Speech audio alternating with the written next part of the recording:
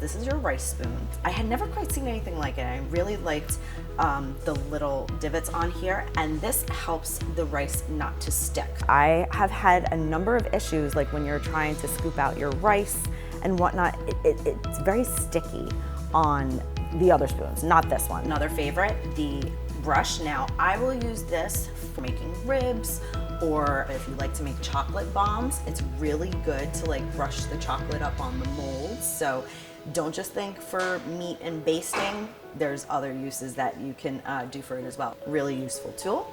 This was the first one that I got. This one I loved because it can be a spoon, it can be when we make pasta and meat sauce, separating with the ground beef, so you can make sure you get it into the smaller chunks, breaking up the meat.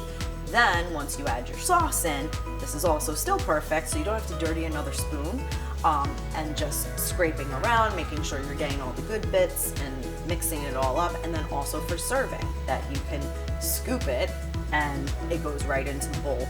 I personally love anything that's multifunction, so for me, this would have to be my top favorite, but they're all really great. But yeah, this one, it just has so many uses. Yeah, this is my baby.